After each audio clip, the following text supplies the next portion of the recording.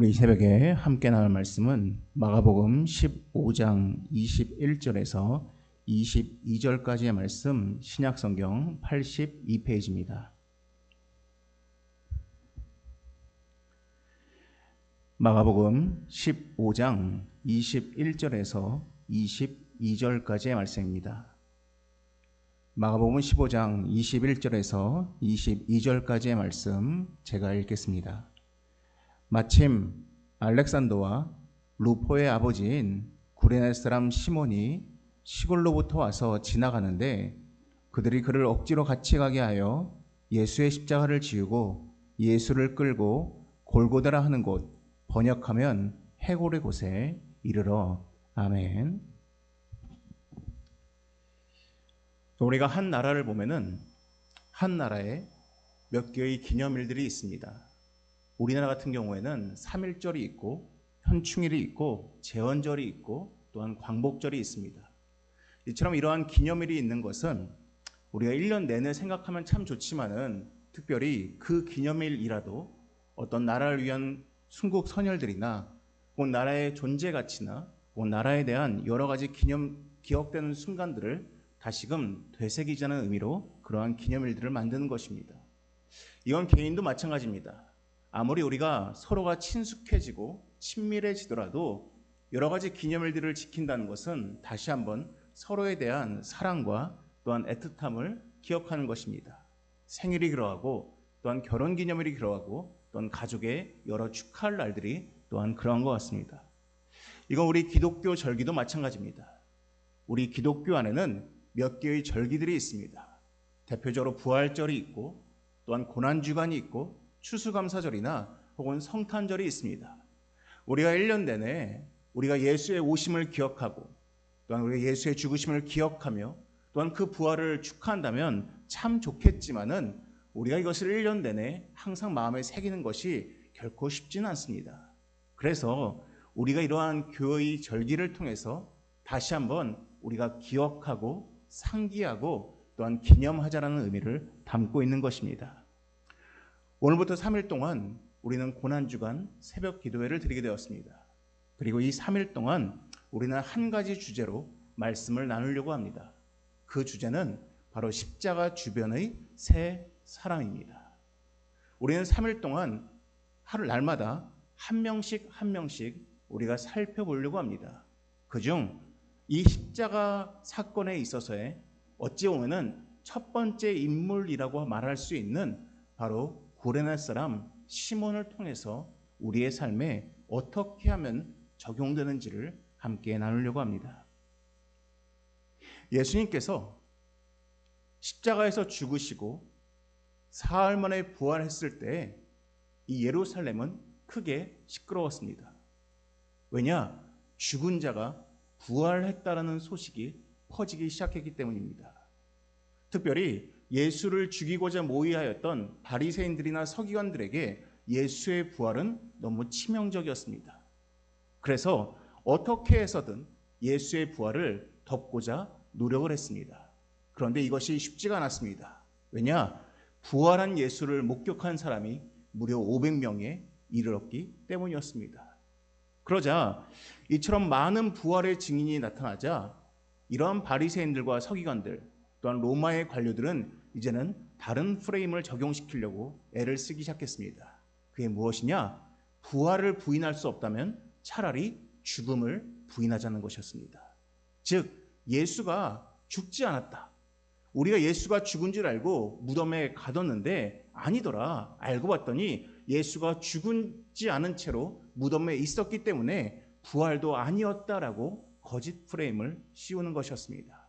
그러기 위해서는 예수의 죽음을 목도한 사람을 사죄하고 덮을 필요가 있었습니다. 예수가 진짜로 죽었다는 사실을 부인하기 위함이었습니다. 물론 그들 가운데 예수의 죽음을 목도한 사람 가운데는 예수의 가족도 있었고 또한 요한이라는 제자도 있었지만 하지만 그들은 관계자였기 때문에 즉 예수와 친밀한 자들이었기 때문에 그들의 주장이 거짓이었다라고 말할 수가 있었습니다. 또한 그 자리에 있던 로마 군인들은 매수를 통해서 예수가 죽지 않았다라고 거짓 증거를 만들 수가 있었습니다. 근데 이 예수의 죽음의 증인, 예수의 관계자도 아니고 또한 로마의 관리도 아닌 한 사람이 있었습니다. 그게 누구냐? 바로 오늘 말씀의 주인공 시몬입니다. 시몬은 원래 예수를 알던 사람이 아니었습니다. 예수의 제자도 아니었습니다. 그냥 우연히 이 자리에 있던 사람이었습니다.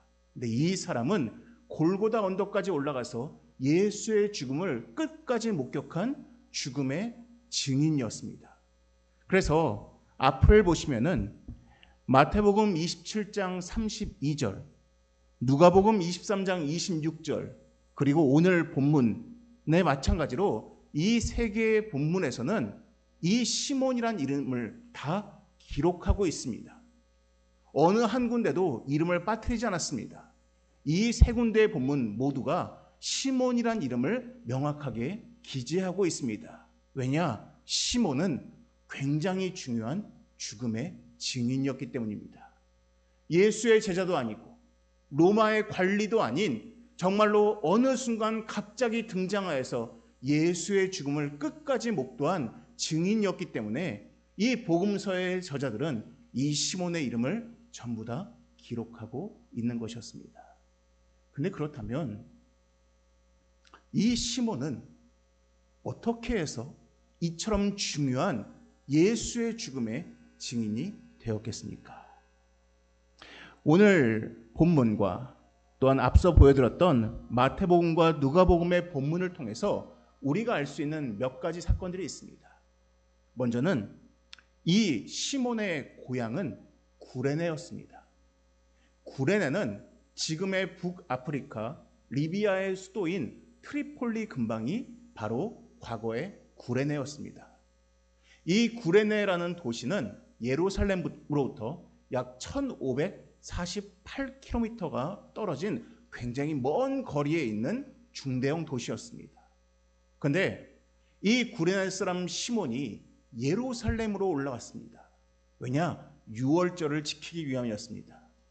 유대교 유대인들은 반드시 이 3대 절기를 예루살렘에서 지켜야 되기 때문에 이 1500km로부터 멀리 떨어진 이 구레네 사람 시몬은 예루살렘에서 유월절을 지키기 위해서 올라온 것이었습니다. 여러분 생각해 보십시오. 1500km부터 멀리 떨어진 곳에서 예루살렘에 오기 위해서 그는 많은 대가를 지불했을 것입니다. 여행비도 들었을 것이고 자기가 다니던 직장이든 혹은 사업이든 잠시 멈춰놓고서는 그 먼 거리를 왔어야만 했을 것입니다. 많은 시간과 많은 돈이 들었을 것입니다. 하지만 그의 마음속에는 기대함이 있었을 것입니다. 내가 예루살렘에 가서 내가 1년에 몇 번 가지 못하는 그 예루살렘에 가서 그 성전에 가서 제사를 드릴 때 내 마음이 얼마나 기쁠까라는 그 벅참이 있었을 것입니다. 1500km의 그 멀리 떨어진 곳에서 이제 구레네 사람 시몬이 이제 막 예루살렘으로 들어왔을 때입니다. 그래서 누가복음 23장 26절에서는 이렇게 표현합니다. 시골에서 오는 것을 붙들어라고 되어 있습니다. 바로 딱 트리폴리 그 구레네에서 예루살렘으로 들어오던 바로 그때, 바로 그 순간에 이 십자가 행렬을 만난 것입니다. 유월절을 지키기 위해서 많은 대가를 지불하고 기대함 가운데서 예루살렘에 딱 들어온 바로 그 순간에 어쩌면 시몬 입장에서는 정말로 재수 없게도 죽음의 행렬을 보게 된 것입니다.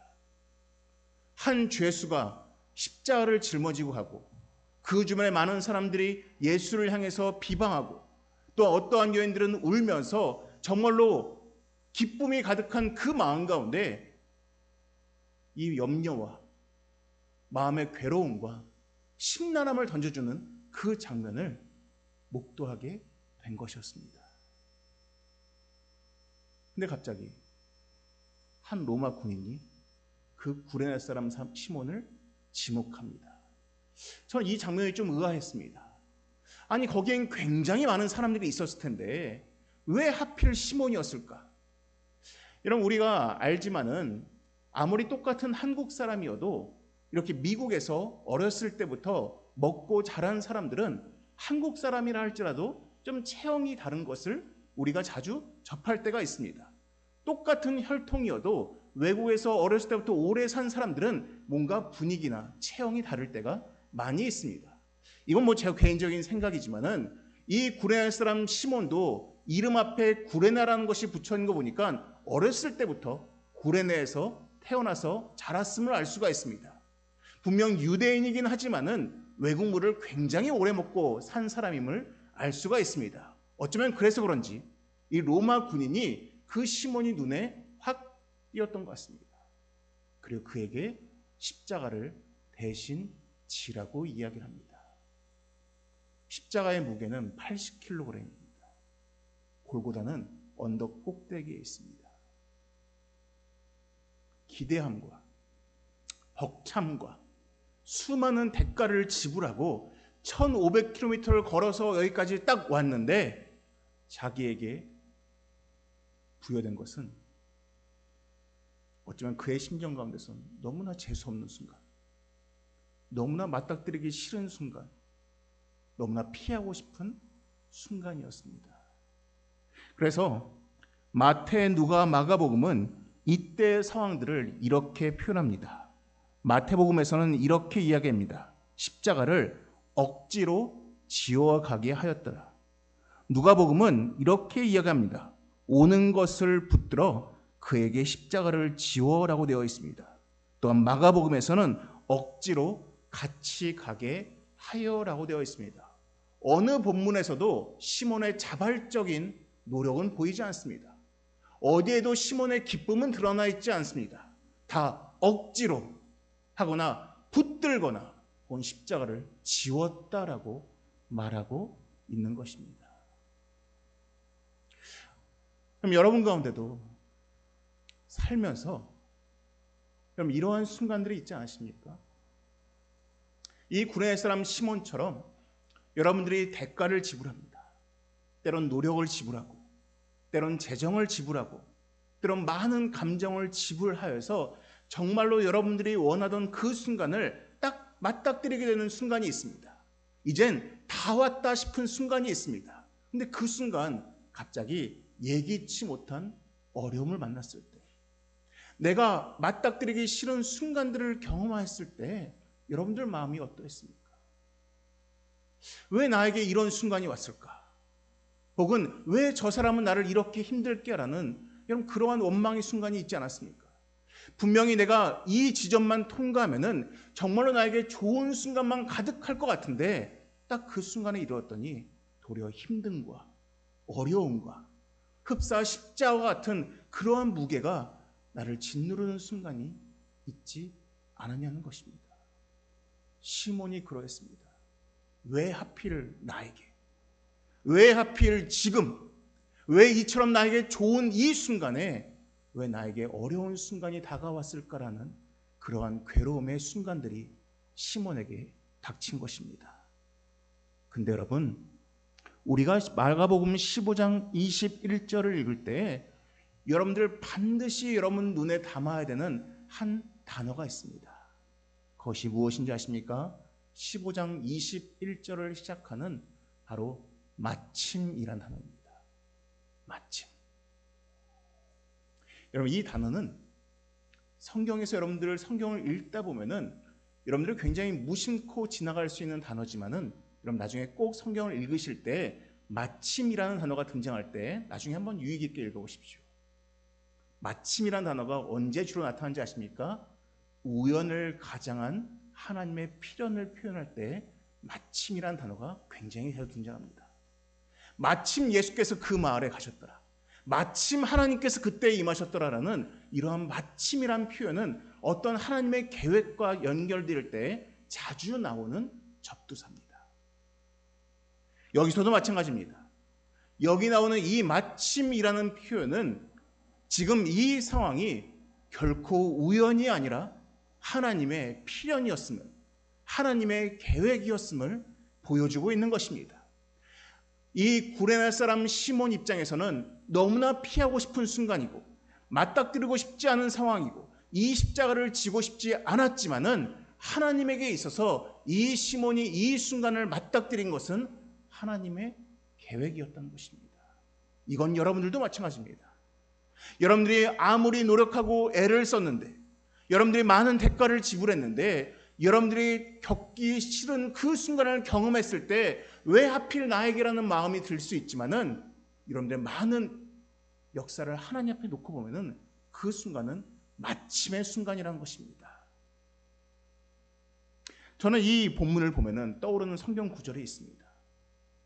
바로 마태복음 11장 28절에서 30절까지의 말씀입니다. 마태복음 11장 28절에서 30절 말씀 제가 읽겠습니다.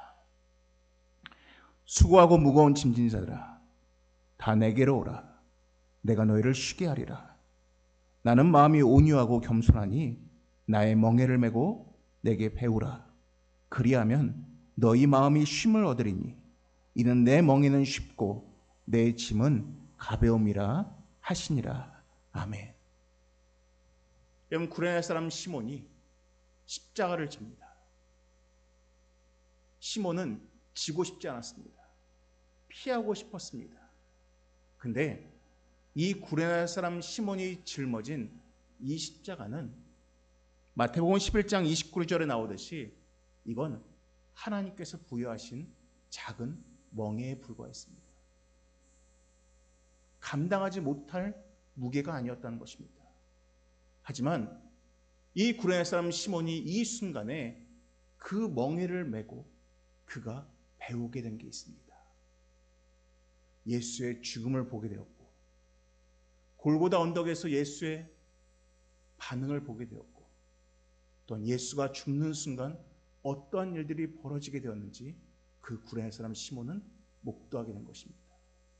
이 마침의 순간이 없었다면 그는 결코 예수가 누군지 알 수가 없었을 것입니다. 근데 그가 십자가라는 그 멍에를 맨 순간 그는 배우기 시작했습니다. 예수가 누구인지, 예수가 어떤 분이신지를 배우게 되었다는 것입니다. 이건 우리도 모두가 마찬가지입니다. 우리가 인생을 살면서 이 시몬처럼 우리가 감당하기 싫은 그러한 멍에를 때로는 짊어질 때가 있습니다. 때로는 아플 때가 있고, 때로는 재정의 공공함에 처할 때가 있고, 때로는 마음의 외로움을 경험할 때가 있습니다. 왜 나에게 이러한 순간이 오는지라는 막막한 순간이 들 때가 있습니다. 근데 우리가 그 멍에를 메웠을 때 우리는 또한 배우게 됩니다. 무엇을 배우게 됩니까? 이 상황들을, 이 어려움들을, 이 질병을, 이 괴로움들을 능히 이기게 하시는 하나님의 능력을 우리는 배우게 된다는 것입니다. 이 시몬은 배우게 되었습니다. 여러분, 시몬이 배우게 되었다는 더 확실한 증거가 있습니다. 여러분, 이 병행 본문이 마태복음, 누가복음, 마가복음에 나와 있다라고 말씀드렸습니다. 그런데 마태복음에서는 그냥 구레네 사람 시몬입니다. 누가복음에서도 그냥 구레네 사람 시몬입니다. 근데 유독 마가복음에서만 그냥 구레네 사람 시몬이 아니라 알렉산더와 루포의 아버지인 구레네 사람 시몬이라고 나와 있습니다. 왠지 아십니까? 그럼 마가복음은 마가가 썼습니다. 근데 마가복음이 쓰여진 이유가 있습니다. 마가가 로마 교회에 있는 로마 교인들에게 예수가 어떤 분이신지를 설명하기 위해서 썼다라고 알려져 있습니다. 그래서 이 마가복음은 이 로마에 있는 로마 교인들을 위해서 쓴 편지에 가까운 복음서입니다. 그런데 이 로마 교회 교인들 가운데 굉장히 유명한 사람이 있었습니다. 그게 누구냐? 바로 루포였습니다. 로마서 16장 13절을 보시면은 사도 바울이 로마에 쓴 편지인데 로마의 편지에 이렇게 나와 있습니다. 주 안에서 택하심을 입은 루포와 그의 어머니에게 문안하라. 그의 어머니는 곧 내 어머니이니라 라고 되어 있습니다. 루포는 로마 교회의 지도자였습니다. 그래서 마가복음의 저자인 마가가 로마 교회에 쓰는 편지를 쓸 때 시몬이 어떠한 사람인지를 알려주는 데 있어서 가장 좋은 증거는 바로 알렉산더와 루포의 아버지였다라고 알려주는 것이었습니다. 시몬은 억지로 십자가를 지게 되었지만은 그는 예수가 누구인지를 명확하게 보았습니다. 예수를 체험했고 또한 예수를 믿게 되었습니다. 그가 예수의 죽음의 증인이 되었을 때 이 시몬 혼자서 그 복음을 가지게 된 것이 아닙니다. 이 시몬의 아내 또한 독실한 그리스도인이 되어서 사도 바울이 내 어머니 같다라고 표현할 정도의 영적인 엄마가 되었습니다. 그뿐만이 아니었습니다. 그의 자녀 또한 교회의 지도자가 될 정도로 영적인 믿는 자가 되었다는 것을 알 수가 있는 것입니다. 여러분, 이 모든 순간은 인간의 눈에 보기에는 우연이겠지만은 마침이라는 단어가 증거해 주는 것처럼 이건 하나님의 계획이었습니다. 시몬은 너무나 피하고 싶은 순간이었지만은 억지로 받들어진 십자가였지만은 그러나 이를 통해서 그는 예수가 누구인지를 배우게 되었다라고 보여주고 있는 것입니다. 사랑하는 성도 여러분, 우리가 살면서 우리의 뜻대로 되지 않는 순간들이 있습니다. 내 마음 먹은 대로 되지 않을 때가 있습니다. 억지로 십자가가 우리의 등에 짊어질 때가 있습니다. 때로는 너무나 무겁고 때로는 피하고 싶지만은 성경은 분명히 이야기합니다. 그 멍에는 쉽고 그 멍에를 통해서 너가 배울 수 있다라고 말씀하고 계시는 것입니다. 사랑하는 성도 여러분, 하나님의 계획이 여러분 가운데 있음을 믿으시고 때로는 시몬처럼 여러분들이 원하지 않는 순간을 맞닥뜨렸을 때 자주 섞인 말로 한숨과 원망을 내뱉는 것이 아니라 하나님, 내가 이 작은 멍에를 통해서 하나님께서 가르쳐 주신 것이 무엇인지 깨닫게 하시고 그 배움을 통해서 나의 믿음이 성장하게 하여 주시옵소서라고 기도할 수 있는 주의 백성들 되시기를 주님의 이름으로 축원합니다.